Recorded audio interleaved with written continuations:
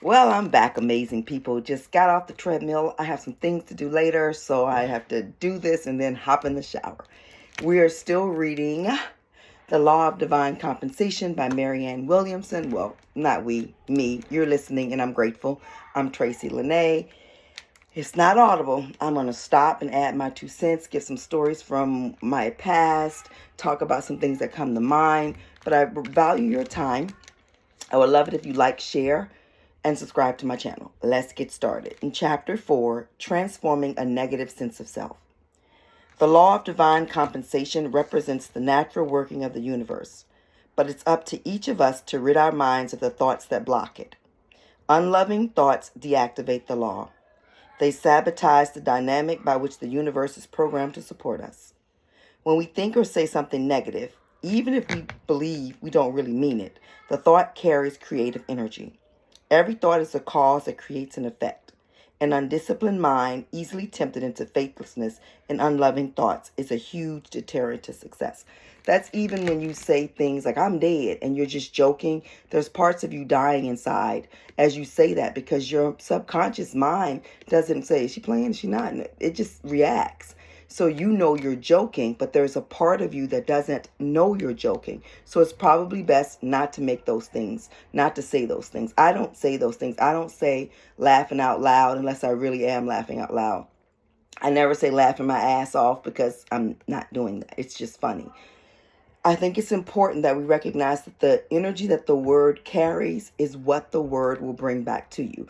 That's why in the beginning it says, in the beginning there was the word, and the word was God, and the word was with God, and the word became flesh and dwelt with men. Now I may be paraphrasing it, but that's the general gist of it. The word is God and the word is flesh. And what that means in my mind is when we say something, that word becomes material, which is flesh. And if you don't want it to become material, don't say it. Or if you do happen to slip up and say it, I always go cancel, delete immediately. It's like a computer. When you write a sentence, you can either highlight the whole thing and delete it, or you can highlight the whole thing and in the social media world, hit cancel. So cancel, delete it when you slip up and say something that you know you don't mean. Negative thoughts that deactivate the law of divine compensation tend to fall into 3 major categories. 1, the negative sense of self. 2, anger. And 3, guilt. We'll look at these categories in the next 2 chapters, starting with the negative sense of self. And then she has this in big words. Spiritual growth involves giving up the stories of your past so the universe can write a new one. I'm going to say that one more again for the cheap seats and for this seat right here. Spiritual growth involves giving up the stories of your past so the universe can write a new one. Releasing negative concepts is important, not simply because they hurt you. It's important because they're not true. Let's say that one more again. Releasing negative self-concepts is important, not simply because they hurt you. It's important because they're not true. The spiritual journey is a path of surrendering our fear-based thoughts and allowing them to be replaced by God's.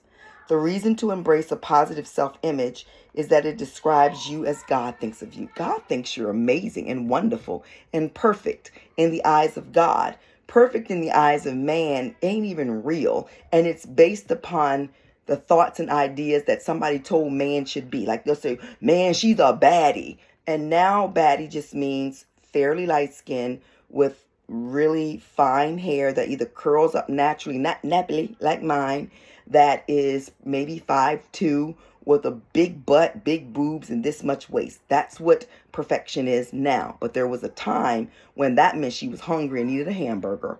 There was a time when having a big belly meant, wow, she's a baddie because she can afford food, back in the time when people couldn't afford food. So things are always subject to change. It's never been accepted, well, not never. After the original woman with the Eve gene, which is me, came and she was dark like night. She had to be because she made herself out of the materials of the space, out of the darkness. That's the last time dark-skinned women was in style. It's okay. I'm going to be in style for me. Releasing negative self-concepts is important simply because they hurt you. I'm reading it again. Must need to be. It's important because they're not true. The spiritual journey is a path of surrendering our fear-based thoughts and allowing them to be replaced by God's. The reason to embrace a positive self-image is that it describes you as God thinks of you. Contrary to the thoughts of God, however, are the numerous negative self-images we allow freely to wander through our minds. I'm not good enough. I'm a loser. Cancel, delete, cancel, delete.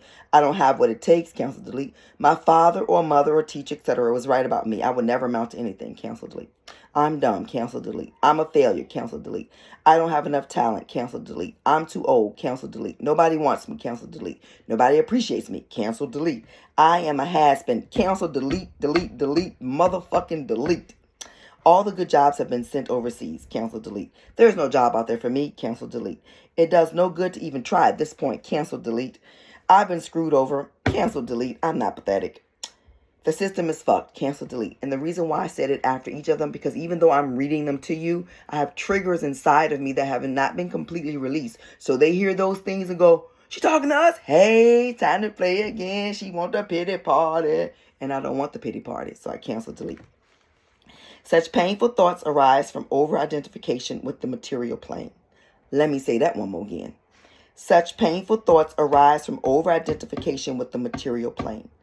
Identifying with your material self rather than with your spiritual self will always leave you vulnerable to self-hating projections because the mortal self is not who you are. The mortal plane is, at best, an ever-changing parade of individual perceptions that lack a consistent theme. Sometimes you'll deem yourself worthy of self-regard, and sometimes you won't, depending on what's in your bank account. Other people's opinions of you, and so forth, hardly a great basis for career success. On the mortal plane, none of us are perfect all the time, but on the spiritual plane, all of us are perfect all of the time. Who we really are, perfect creations of God, unchangeable and unlimited, none of us more or less brilliant than anyone else. It is the most positive concept possible. To self-identify according to your spiritual rather than material reality is enlightenment. From this perspective, you see that you are the light. No thought or condition of darkness, that is, loveliness in your own mind or anyone else's, has any bearings whatsoever on the truth of who you are or what the universe has planned for you. Your past, your mistakes, other people's opinions about you, even your failures do not in any way limit who you are or what's possible for you now. I started thinking about the people like the Michael Jackson lookalikes or the Beyonce lookalikes, and Chris Brown has somebody that not only looks like him, but went and got tattoos of Chris Brown's children's names on him. And Chris Brown went on a rant on social media, and of course some people said, oh, Chris, you didn't have to do that. He got to make his money. No, I wouldn't want nobody doing that, and he doesn't either. People who impersonate other people are lost, because that's not what I don't think that's what God brought them here for. I don't know, so I ain't gonna rant about that. Let me just keep reading. One of the most common negative concepts we carry, one that underlies many other wrong-minded sentiments, is that we are simply not good enough, that something about us is defective. I know I am not preaching to the choir. I know I am not preaching to the choir. We all have felt that. We all have felt we're just simply not good enough. And that's so not true. It can be tempting to believe that some of us have it and some of us don't. Some of us are talented while others of us aren't. Some of us are brilliant while others of us aren't. Some of us are born to succeed while others of us aren't. And we often see ourselves in the latter half of these comparisons. As long as we think we're separate from the rest of the universe, we're bound to compare ourselves to others. One second.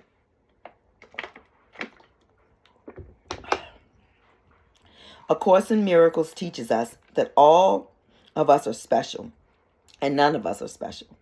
All of us carry the mark of God, yet we carry that mark as one.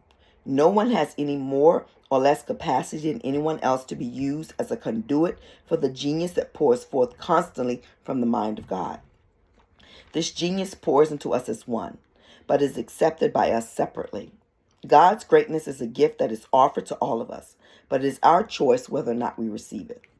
We lack faith in what exists within us because we lack faith in who exists within us. Each of us has a unique part to play in the healing of the world. Each of us is assigned by God a function that only we can fill. At the level of our divine function, none of us are in competition with each other, for the universe has an infinite number of pieces of pie. Yum, we all love pie. My peace doesn't take away from yours, and yours doesn't take away from mine. There is space for everyone's gifts to flower. There is more than enough room for all of us. When futurist and universally acknowledged genius Buckminster Fuller was asked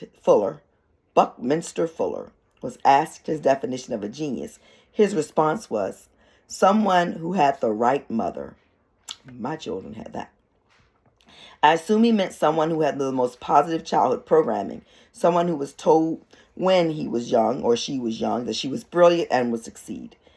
If told as children that we're bound to succeed, then we tend to. If told as children that we're bound to fail, then we tend to do that instead. Until we realize that programming is outdated. You guys like these earrings? I made these. And they're pretty. But even if your mother or father didn't tell you that you were wonderful when you were a child, your divine father-mother tells you that now. Spiritual understanding is a corrective to any false programming you might have received as a child. Rather than endlessly analyzing the tape from childhood, you can erase it by recording a new one. A story, no matter how factually true, is still just a story. Spiritual growth involves giving up the stories of your past so the universe can write a new one. You are not denying your childhood. You are simply transcending any of its negative aspects. You are a child of God, carrying the eternal mark of your perfect source. You are naturally entitled to miracles because love is what you are. This is not an arrogant appraisal of the ego, but rather a humble acceptance of God's truth. You just happen to have within you the eternal power of the universe. Because you are a child of God, made of love, only love has the power over you. Your mortal self can be damaged, but your spiritual self cannot. You do not have to identify with the brokenness of the world, for the effects of brokenness are temporary. Every loving thing that has ever happened to you is real, and everything else was an illusion. Such illusions have no effect on your future unless you carry them with you into the present. It is entirely up to each of us whether we consider ourselves damaged goods. Of course, things might have gone roughly in the past, but the past is over and cannot touch you unless you hold on to it. Right now, in this moment, the universe is responding not to your past, but to the truth of who you are, always were, and always will be. We've all got the right stuff because all of us are hosts of God. Go play that song, The Midas Touch, because that's who you are. You got the Midas Touch. Everything you touch turns to gold. His voice, and not the fear-based ego, is the voice we can listen to and learn to follow. Each of us is meant to channel the spiritual realities of talent, creativity, and intelligence. This is nothing to take personal credit for, but nothing to apologize for either. As a child of God, you just happen to be the recipient of endless power and possibilities. Whether or not you've always known this or practiced it, there lies within you, at this very moment, the latent ability to create and achieve beyond your wildest dreams. And this never changes. No mortal condition diminishes the power of God. It doesn't matter what your resume is or how many degrees you have. It doesn't matter what mistakes you've made or how the economy is doing. It matters only where you place your consciousness now. Know who you are and who lives within you, and moving mountains will seem small compared to what you do. This recognition of God's infinite power and infinite love for us is important in relation to another negative self-concept that weighs heavily on many people. The thought that we're too old to manifest work or money. She talking to me. So not only am I going to read, I'm going to listen. So I'm going to say that one more again. This recognition of God's infinite power and infinite love for us is important to relation to another negative self-concept that weighs heavily on many people. The thought that we're too old to manifest work or money. Once again, we are challenged to think as God thinks. The body ages, but the spirit does not. The body ages, but the spirit does not. The body ages, but the spirit does not. Never at any point does the universe gives on us, considers us not good enough, or considers us has-beens. Only if you think of yourself in such ways can you block the flow of miracles to your door. When I went to get this lip piercing, 6 out of the 9 people that I told said, "You having a midlife crisis?" No, I wanted to do this years ago and didn't. And I'm going to do it now. But look at what they said to me. Basically, well, my mother said, "You're too old for that." Other people said things like, "Why now? I just had a thought that I just didn't want to go into. So, all right. It doesn't matter what other people think. It's what I wanted to do. Now I'm looking forward to when I don't have to have the one that they put in at first, temporary one, and I can get the 2 little diamonds. Women particularly are tempted to believe that our value declines with our physical beauty. Yet sometimes it is when the outer beauty begins to fade that our inner beauty shines most brightly. In the words of Ralph Waldo Emerson, as we grow old, the beauty steals inward. To the universe, we are never invisible. Now, I will say, I personally feel I'm aging very well, and that I look better now than I did in my 20s because I feel better, and I'm not looking for other people's approval. It's true that in youth, you have some wonderful things that we lose when we're older, like real tight thighs without cellulite in them. But it's also true that when we're older, we have some wonderful things we didn't have when we were young, like the mind to tell people, no, that's not working for me. I don't have to curse you out. I can just walk out. The gifts of age aren't quite as tangible as the gifts of youth, but they are no less real. As we claim them, fully appreciating the non-material gift of wisdom that comes from accumulated life experiences, the universe will follow our lead, reflecting back to us the value we first accorded to ourselves. As Emily Dickinson wrote, we turn not older with years, but newer every day. Yes, if you're older, there might be people who won't want to hire you because of it, but the miraculous universe doesn't care about that. The universe is flexible, and if we're open to infinite possibilities, then the possibilities will appear. According to A Course in Miracles, miracles are natural. When they do not occur, something has gone wrong. Am I knocking that water over? Yeah, water knocked all the way over. When they do not occur, something has gone wrong. There are examples in the world today of... I got a towel. I thought I had a towel behind me. I'll use this shirt. It's a clean shirt, too. I'm using it. Okay. Right. Where was I at? There are examples in the world today of hot and happening octogenarians. Oh, 80-year-olds. Okay. Hot and happening octogenarians. 80-year-olds. Betty White can be the hottest mom in Cleveland. Then surely anything is possible. I don't think anyone believes that she can't find work. So how do we quit the negative self-talk, the chronic repetition of thoughts and feelings that cause us to emotionally spiral downward? It is not always as easy and simply as saying, I won't think that way anymore. Entrenched thought forms are like buildups of plaque on our consciousness. But we are not asked to be our own transformers. We are asked only to surrender the thought and the feelings that need transformation. And an example would be, when I start having thoughts, I make jewelry, I make journals, I do phone cases and bags. And I start going, anybody buying from me because I'm out of their age. I go, no, I just haven't found the people who appreciate buying from me. That's all. And I stop that thought. And I have to do it over and over and over again. According to A Course of Miracles, through prayer, love is received, and through miracles, love is expressed. And this is a prayer she puts. Dear God, I feel myself falling into the hole of self-pity, self-obsession, and negativity. I know I shouldn't think this way, but I am afraid and I cannot stop. Please replace my thoughts with yours, dear God. I am willing to see myself and all things differently. Please send me the miracles of new eyes and ears that I might know a greater good. So that is the end of chapter 4. Tomorrow we'll be reading Releasing Anger. I'm really, really excited about this. Grateful for your time. Grateful for your support. Knowing that I'm not too old to do this and I'm going to keep doing this. And I don't know how to edit yet, but I'm going to learn. And I'm going to learn because I value your time. And if it can be shorter because I'm not blah, blah, blah, and things like that, then I should do that. But I do like it this way. On the one hand, because I like that you authentically see Tracy without me correcting anything because we all fall short. I'm ordering a microphone so that I can clip it to me and look more professional. But the space, the side bedroom is small, but it's the space that makes the most use of me right now. But eventually, I'll have all of that. But for now, you're with me in the humble beginnings, and I'm grateful. I love you guys. Have an amazing day, and I'll see you tomorrow. Like, share, subscribe.